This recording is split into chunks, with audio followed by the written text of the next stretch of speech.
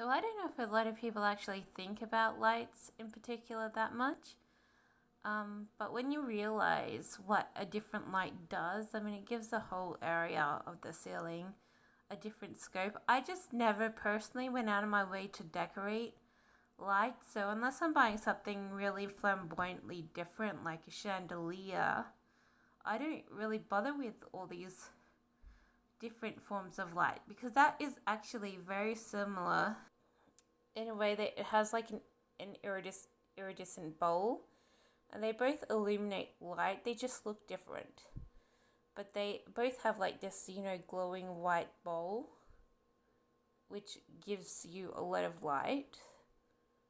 So when I was younger, I was like, I wouldn't ever bother touching lights. So that's why it is good to live with other people because you learn like what different things are like.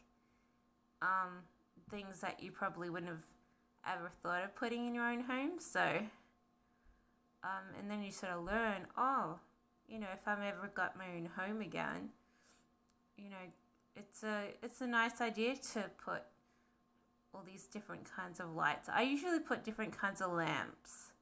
So I don't usually touch the lights in the ceiling. I just usually keep them as they are, unless I'm putting some big fancy chandelier somewhere. So if it's not transforming into a chandelier, I just don't bother. A light is a light, right? But when you look at them, it's like actually they do make the ceilings look quite a bit different, and gives a different scope. So yeah, so I keep that in mind. It's a little bit of learning while you're waiting to have a house of your own, really.